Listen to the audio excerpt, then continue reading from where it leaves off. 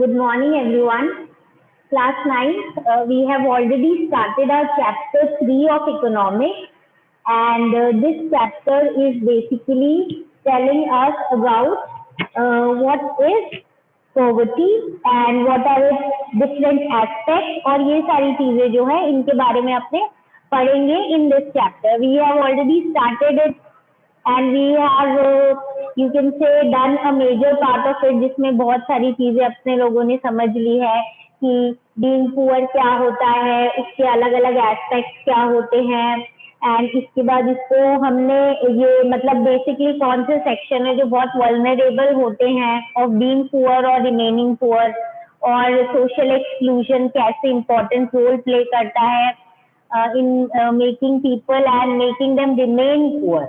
ठीक है, तो अब now we will move on to something that we just touched in our previous class. मतलब जो हमने बस स्टार्ट किया था, एक बेसिक उसकी अपने लोगों ने आइडिया ले ली थी और अब जो उसके डिटेल के बारे में पढ़ेंगे. तो हमने बेसिकली स्टार्ट किया था कि जो बीइंग पुअर इसको हम कैसे मेजर करते हैं. ऐसे ऑब्वियसली कॉमन टर्म्स में अपने बोल देते हैं कि ये पर्टिकुलर इंसान गरीब है क्योंकि इसके पास घर नहीं है, क्योंकि प्रॉपर खाने के लिए नहीं है, इस टाइप की चीजें. पर अगर हम टेक्निकली और अगर स्टडी के लिए पढ़ना चाहें तो ऑब्वियसली अपने को कोई एक ऐसा क्राइटेरिया डेवलप करना ही पड़ेगा, और वो क्राइटेरिया जो है वो है पॉवर्टी लाइन. और ये एक तरीके से कॉमन मेथड है जिससे अपने मेजर करते हैं. बेसिकली दो चीजों पे अपने इसको मेजर करते हैं, इनकम और कंजम्पशन लेवल, जिसमें हमने प्रीवियस क्लास में बेसिकली ये डिस्कस कर लिया था कि एक हम मिनिमम लेवल मान लेते हैं कि ये जो बेसिक नीड्स फुलफिल करनी है, या जो एक अच्छी लाइफ नहीं, एटलीस्ट मतलब जिस सर्वाइव कर सके, सर्वाइवल लाइफ के लिए जो एक मिनिमम लेवल हमने सेट कर रखा है कि इतना कंजम्पशन लेवल होना चाहिए और इसके बेसिस पे इतना इनकम लेवल होना चाहिए. तो हम बोल देंगे कि ये जो लोग हैं वो पॉवर्टी लाइन के ऊपर हैं, अबव पॉवर्टी लाइन, और जो इससे कम अर्न कर पाते हैं या इससे कम जो है उनका कंजम्पशन लेवल होता है, उसको हम क्या मान लेते हैं, बिलो पॉवर्टी लाइन. तो इसमें हम ये चीज और नोटिस करेंगे, यहाँ पे हमने obviously in previous class we have already done कि with time and with place जो है इसकी जो बेसिक हम बोलेंगे क्राइटेरिया है मेजर करने की, वो थोड़ी सी एक दूसरे से डिफरेंट हो जाती है. क्योंकि ऑब्वियसली टाइम के हिसाब से जब चीजों के प्राइस राइज होते हैं तो ऑब्वियसली उसके हिसाब से पॉवर्टी जो लाइन है उसके भी अपने को जो हमने फिक्स कर रखी है कि इतनी इनकम होनी चाहिए, इतना कंजम्पशन लेवल जो बेसिकली वो भी डिफर कर सकते हैं. इसके अलावा प्लेस का हमने एक एग्जांपल पढ़ा था कि यूएस में अगर किसी जनरल कॉमन पीपल से पूछो कि whom do you consider poor, तो वो क्या बोलेंगे कि जिनके पास कार नहीं होती है ना वो गरीब होते हैं. और ये इंडिया में तो वही बेसिक अपने को खाना, रहना और प्रॉपर एक तरीके का प्रॉपर क्लोथिंग मिल जाए तो भी हम उसको गरीब नहीं बोलेंगे, हम बोलेंगे ठीक है एटलीस्ट इसके पास बेसिक चीजें हैं. तो इंडिया में तो कार होना क्या होता है, एक तरीके की लग्जरी है. तो सिंपल टर्म्स में जो चीज हम यूएस में जिसको गरीब समझते हैं उसको इंडिया में गरीब नहीं समझते हैं. तो यानी कि प्लेस और टाइम के हिसाब से ये चीजें चेंज होती है. अब आ जाते हैं इसके टेक्निकल टर्म्स में. ऐसे तो जब हम डिस्कस करते हैं अबाउट द पॉवर्टी लाइन, बहुत सारे एस्पेक्ट्स अपने को देखने चाहिए और देखे भी जाते हैं कि कैसे कैलकुलेट करते हैं. आपकी minimum level of food requirement क्या है एक लाइफ जीने के लिए मिनिमम, ठीक है. क्लोथिंग कितनी होनी चाहिए, फुटवेयर, फ्यूल और लाइट, मेडिकल रिक्वायरमेंट, मतलब इन सब के अकॉर्डिंग हम कोशिश करते हैं पॉवर्टी लाइन का एक क्राइटेरिया बनाने की.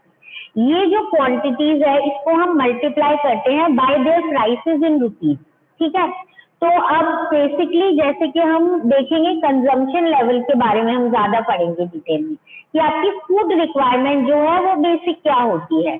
तो फूड रिक्वायरमेंट को हम क्या करेंगे कि उसको जो वो फूड है उसको हम क्या करेंगे उसके प्राइस से मल्टीप्लाई कर देंगे. तो अपने पास क्या आ जाएगी, जो कैलोरी में चीज है उसकी वैल्यू आ जाएगी इन मनी टर्म.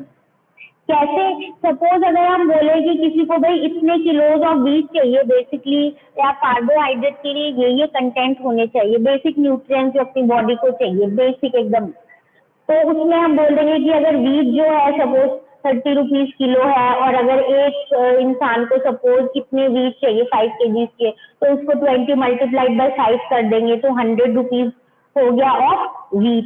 उसके बाद उसी तरीके से वेजिटेबल, ऑयल, पल्सेस, शुगर, सब चीज को मल्टीप्लाई कर देंगे उनकी प्राइस के अकॉर्डिंग, और फिर टोटल कैलकुलेट करेंगे कैलोरी वाइज जो है हर पर्सन की रिक्वायरमेंट कितनी है।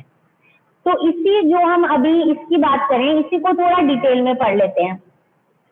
पहली चीज, आगे बढ़ने से पहले ऑब्वियसली एज के हिसाब से, जेंडर के हिसाब से और टाइप ऑफ वर्क के हिसाब से आपकी बॉडी को कितनी कैलोरी चाहिए वो डिफर करेगी एक पर्सन से दूसरे पर्सन से। तो अब एक जो हमने आइडिया लगाया है स्टडीज के बेसिस पे, रिसर्च और इसके कैलकुलेशन के बेसिस पे, एक ह्यूमन बीइंग, एक पर्सन जो गांव में रहता है यानी कि रूरल एरियाज में जो रहते हैं, एक पर्सन को अबाउट चाहिए 2400 कैलोरी, ठीक है। तो 2400 कैलोरीज पर डे चाहिए, जबकि एक पर्सन जो कि अर्बन एरियाज में रहता है उसको चाहिए 2100 कैलोरी, मतलब 2100 कैलोरी। अब ऐसा क्यों? कॉमन सी बात है कि जो गांव में लोग रहते हैं वो ज्यादातर फिजिकल एक्टिविटीज ज्यादा करते हैं, चाहे एग्रीकल्चर ले लो, चाहे और कोई भी काम ले लो, उनका फिजिकल एक्टिविटीज बहुत ज्यादा होती है। तो फिजिकल एक्टिविटीज में कैलोरीज भी ज्यादा चाहिए होती है, इसीलिए उनकी जो मिनिमम रिक्वायरमेंट है वो ज्यादा है as compared to the people living in the urban area. क्योंकि अर्बन एरियाज में जो है उनकी फिजिकल एक्टिविटीज कम होती है, काम जरूर करते हैं पर ज्यादातर क्या है उनका या तो ऑफिस वर्क या ऐसे ही जो भी काम होता है उसमें जनरली उनकी फिजिकल एक्टिविटीज कम होती है। तो अब ये तो आ गया कैलोरी टर्म्स में। अब हम क्या करते हैं, मॉनेटरी एक्सपेंडिचर पर कैपिटा, यानी हर इंसान को लगभग जो उसकी बेसिक कैलोरी नीड्स है वो पूरी करने के लिए कितने पैसे खर्च करने पड़ेंगे फूड ग्रेन्स और बाकी चीजों में। ये भी ऑब्वियसली है ना, टाइम के साथ चेंज होता है, क्योंकि चीजों के प्राइसेस जो है वो बढ़ते हैं, बढ़ते कम होते हैं, जनरली बढ़ते ही हैं। तो ये जो हम मनी के टर्म्स में कैलकुलेट करते हैं इसकी वैल्यूज भी चेंज होती है। तो ये हम कैसे करेंगे चेंज, यानी हमने जो ये कैलोरी वाली चीज की है इसको अब मनी के टर्म्स में करते हैं। अपने पास जो डेटा है वो है 2011-12 का। इसके अकॉर्डिंग क्या है कि एक जो गांव में पर्सन रहता है उसको अपना जो कैलोरी नीड है वो पूरी करने के लिए पर मंथ में 816 रुपीज उसको क्या करने पड़ेंगे, अर्न करने चाहिए कम से कम। और वही अर्बन एरियाज में 1000 रुपीज पर मंथ होना चाहिए। तो ये चीज जो है ये थोड़ी सी वो नहीं लग रही कॉन्ट्रडिक्टरी। इफ यू सी, ये जो है गांव में कैलोरी कंटेंट तो ज्यादा चाहिए, और यही अगर देखो कि शहर में यानी कि सिटीज में और अर्बन एरियाज में कैलोरी कंटेंट कम चाहिए, पर इसके ही ऑपोजिट जो गांव में उतने ही ज्यादा कैलोरी कंटेंट पूरा करने के लिए आपको कम पैसे खर्च करने पड़ेंगे 860, और सिटीज में 2100 कैलोरीज जो कि कम है as compared to rural area जो कि 2400 था। वो गांव शहर में यानी कि सिटीज और अर्बन एरियाज में आपको अपनी रिक्वायरमेंट पूरी करने के लिए क्या चाहिए, सिर्फ 1000 रुपीज चाहिए पर मंथ, ठीक है। ये कॉन्ट्रडिक्शन क्यों है? क्योंकि जो अर्बन एरियाज है वहां पे चीजें जो है वो ज्यादातर क्या होती हैं, एक्सपेंसिव होती हैं। क्योंकि गांव में तो यानी कि जो रूरल एरियाज है वहां पे तो क्या है, चीजें जो है कंपैरेटिवली चीप होती है। अपने कॉमन आइडियाज लगा सकते हैं ऐसा क्यों होता है, क्योंकि विलेज एरियाज में तो जनरली एग्रीकल्चर और बाकी चीजें होती है, तो जो बेसिक रिक्वायरमेंट्स है वीट और बाकी चीजें वो तो गांव में ही मिलती है, तो ऑब्वियसली उसके प्राइस जो है वो कम होते हैं, और जब तक वो चीजें सिटीज तक पहुंचती है तब तक उनकी प्राइसेस राइज हो जाते हैं। तो फिर वही कैलोरी कंटेंट, अपने जो मिनिमम कैलोरी कंटेंट फुलफिल करने के लिए in cities you need to earn at least ₹1000 per month, whereas in the rural areas you have to earn 816. अब ये चीज, I think this obviously we are thinking कि ये बहुत कम प्राइस लग रहा है। एक तो देखो डेटा जो है वो बहुत पुराना है 2011-12 का अपनी बुक्स में, दैट इज वाई। बट इसके साथ साथ एक और चीज है, if in a family of 5 only one person is earning, समझ गए, फैमिली है 5 लोगों की, अर्न जो है वो एक सपोज 1 इंडिविजुअल ही कर रहा है, तो फिर उसके अकेले की उसके सिर्फ 1000 रुपीज कमाने से नहीं होगा, उसको 5000 एटलीस्ट कमाने पड़ेंगे, बिकॉज तभी उसकी फैमिली जो है हम बोलेंगे कि एटलीस्ट जो मिनिमम कैलोरी है वो उनका भी पूरा हो रहा है, कैलोरी कंटेंट। ठीक है, तो अगर 5 मेंबर्स हैं एक फैमिली में अर्बन एरियाज में, तो और अगर एक ही इंसान कमा रहा है तो उनको एटलीस्ट 5000 अर्न करने पड़ेंगे, अगर 2 भी कमा रहे हैं तो मिलके एटलीस्ट 5000 होनी चाहिए। उसी तरीके से जो विलेज एरिया में है उनको एटलीस्ट 4080 रुपीज पर मंथ कमाने पड़ेंगे। तो ये तो है अपना अकॉर्डिंग टू द डेटा, हम किसको समझते हैं कि अगर इतने से कम कमाते हैं तो हम बोलेंगे अपने बेसिक जो कंजम्पशन लेवल है वो फुलफिल नहीं कर पा रहे, तो ऑब्वियसली वो क्या है, पॉवर्टी लाइन के नीचे है। अब जो अपनी पॉवर्टी लाइन है वो जनरली एस्टिमेट की जाती है हर 5 साल के बाद, और कैसे की जाती है, सर्वेज के थ्रू। अब ये सर्विस करता कौन है, ऐसे ही थोड़ी है कि any organisation will say that we are actually conducting the surveys, या हम ऐसा कोई सर्वे करेंगे, नहीं। Government has given the work of estimating the poverty line and it's you can say criteria, और जो उसकी वैल्यू है it is given and it is calculated by National Sample Survey Organisation, यानी कि NSSO। ठीक है, this question is important from point of view of 1 mark question, ठीक है। So again I repeat कि ये जो surveys है they are carried out by the National Sample Survey Organization, that is NSSO। ये तो हो गया अपने इंडिया से रिलेटेड, पर यही कंपैरिजन अगर अपने को वर्ल्ड ओवर करना हो तो ये कंपैरिजन ऑब्वियसली जो इंटरनेशनल ऑर्गेनाइजेशंस हैं वो करेंगी, जैसे कि वर्ल्ड बैंक। इन लोगों ने एक यूनिफॉर्म स्टैंडर्ड बनाया है पॉवर्टी लाइन का, जिसमें इन्होंने बोला है मिनिमम जो है अवेलेबिलिटी इक्विवेलेंट टू $1 पर पर्सन पर डे। मतलब अगर 1 पर्सन जो है पर डे एटलीस्ट $1 कमा रहा है तो हम बोल सकते हैं कि वो पुअर नहीं है। इसमें भी याद रखना कि डॉलर की वैल्यू जो है चेंज होती रहती है with time. You may be knowing कि sometimes 1 rupee 70 rupees is equal to $1 हो जाता है, कभी 75 हो जाता है, कभी 65 हो जाता है। दैट इज वाई इंटरनेशनली हम मानते हैं if a person is earning $1 per day, then obviously that person is able to use his basic, you can say, the needs and is able to fulfill those needs. तो ये तो हो गया अपना international level पे। अब कुछ अपने इससे रिलेटेड डेटा भी देख लेते हैं। The data is also given in your book, so you can also have a look in your book. ये जो अपना डेटा है इसमें अगर इफ यू सी तो जो पॉवर्टी रेशियो है ना वो कम हो रही है, it has really declined 45। You can say that ये जो अपना करंट डेटा है इसके अकॉर्डिंग 45% 1993 94 में थी ऑन एन एवरेज, और बाद में वो हो गई 37.2। तो हम ये बोलेंगे कि जो रेशो है वो तो कम हो गई है परसेंटेज वाइज, और बाद में आगे और डिक्लाइन हो गई 21.9 हो गई 2011-12 में। बट अगर नंबर में देखो ना फिगर्स तो बहुत ज्यादा डिफरेंस नहीं है, डिफरेंस तो है पर बहुत ज्यादा डिफरेंस नहीं है। व्हाई?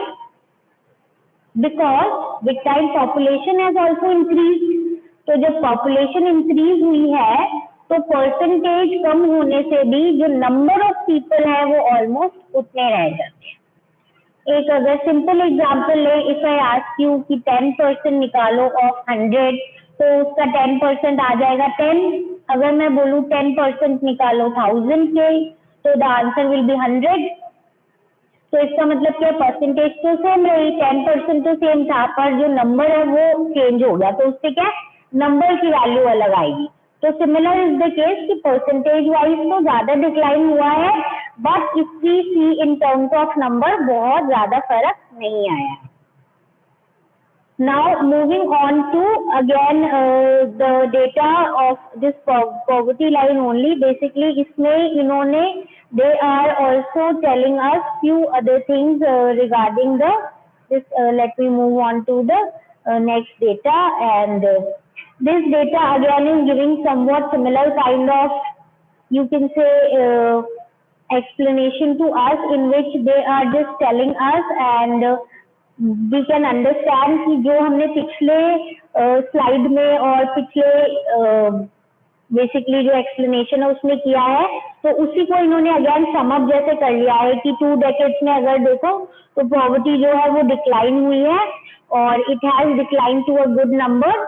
बट इसके साथ साथ एक और चीज जो हमको ध्यान रखनी है वो ये है कि जैसे जो हमने पढ़ा था in our previous class that जो ये वल्नरेबल ग्रुप्स हैं और जो सोशली एक्सक्लूडेड ग्रुप्स हैं, जनरली यही होते हैं सबसे ज्यादा जिन जो पॉवर्टी की क्लचेस में होते हैं या बेसिकली जिनके लिए इस पॉवर्टी से निकलना क्या होता है थोड़ा मुश्किल होता है।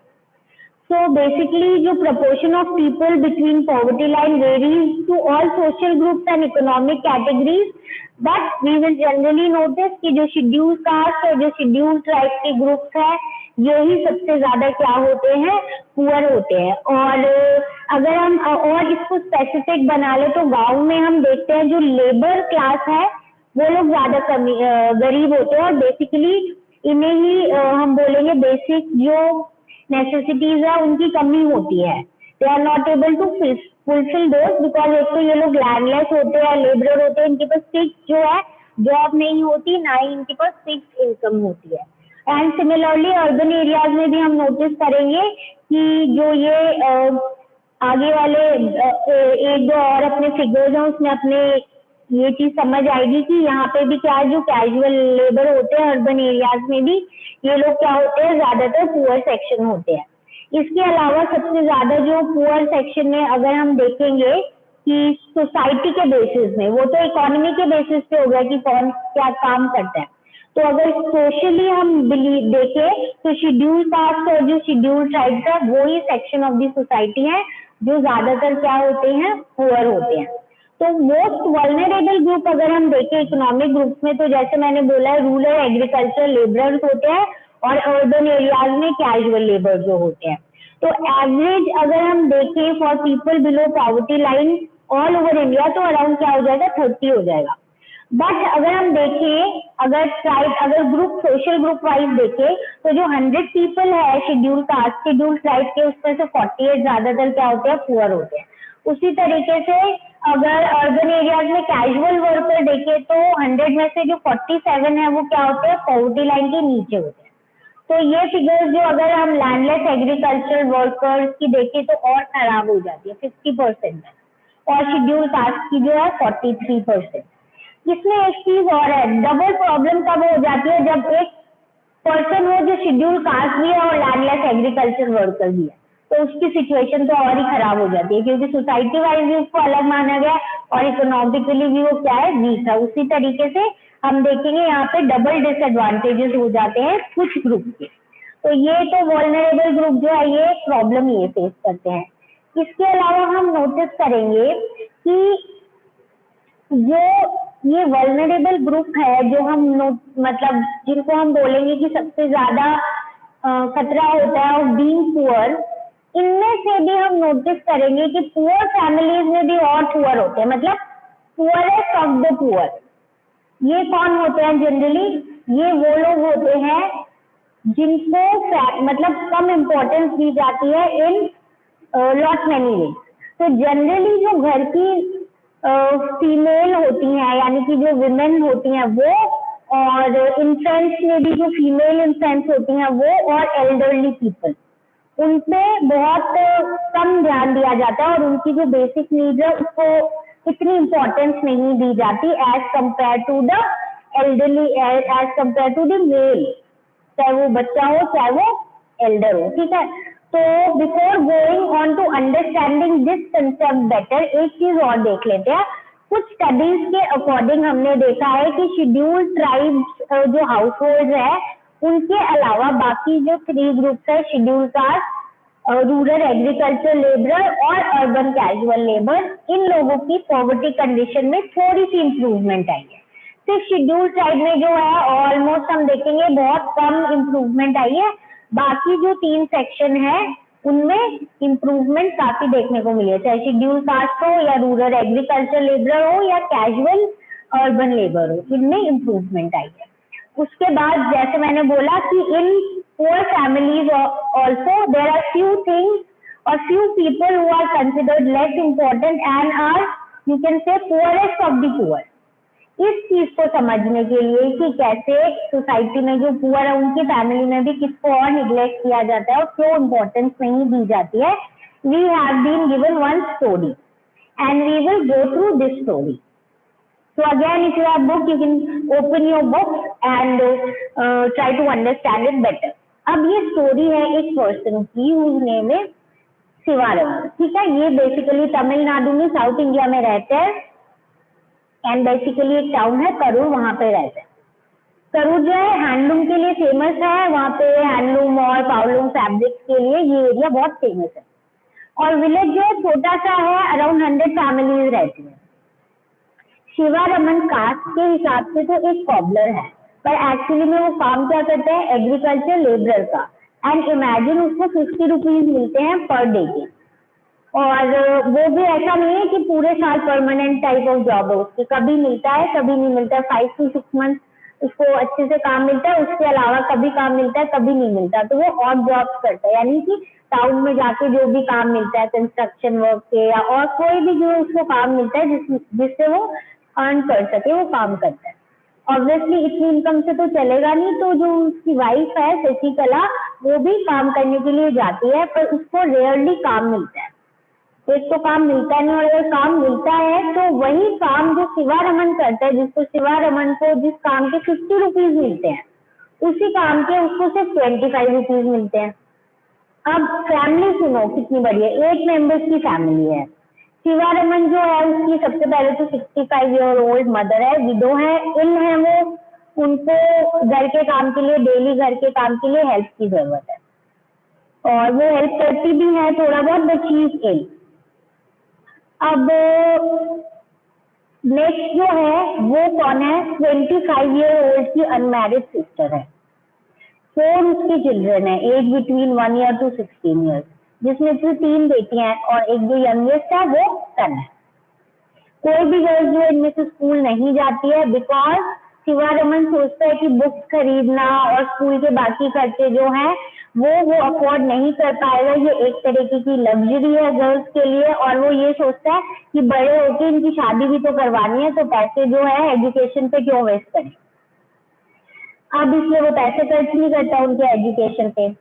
उसकी जो मदर है उनका एकदम लाइफ से इंटरेस्ट उनका चला गया है. She does not want to live, she is just wanting कि कैसे जो लाइफ है वो फाइनली एंड हो जाए. क्यों, because obviously she is thinking कि एक तो इल है, अपने काम के लिए भी हेल्प चाहिए, और उसके अलावा मतलब ना कोई होप है, प्रॉपर मेडिकेशन नहीं है, और शी इज नॉट फाइंडिंग कि लाइफ में कुछ मतलब it is worth living. She is just waiting कि कब लाइफ जो है उनकी एंड हो.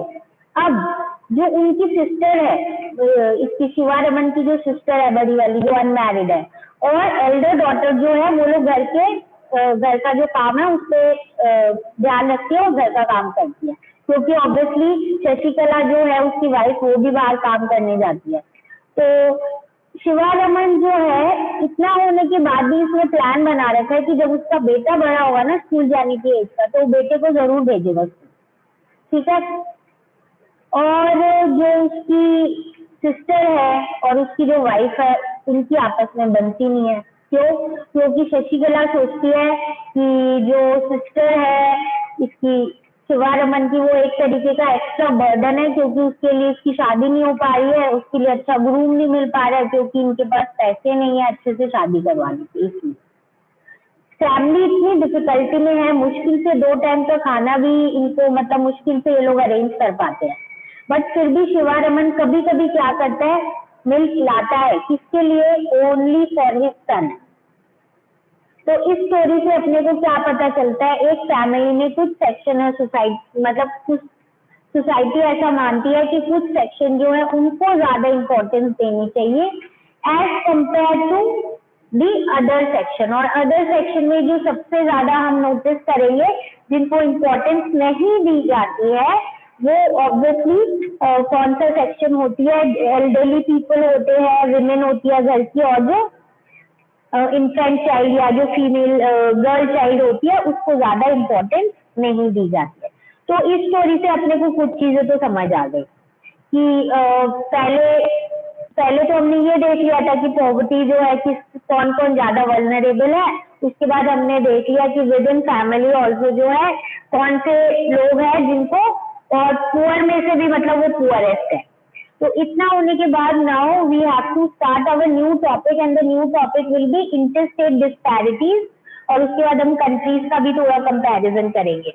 इंटरस्टेट यानी हमने एक एवरेज में ये तो बोल दिया कि इंडिया में पॉवर्टी इस कंडीशन में है, बेसिकली इतने लोग पुअर हैं, पॉवर्टी लाइन के नीचे है, मतलब जो हम बोलते हैं बिलो पॉवर्टी लाइन, और कुछ ऐसे है जिसको हम बोल देंगे कि कुछ जो है अबव पॉवर्टी लाइन है।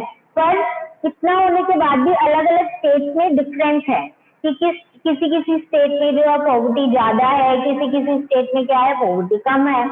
तो ये क्यों है, इसके रीजन क्या है, किस किस में चेंजेस आए हैं, उनके रीजन क्या है। This is all that we will do in our next class.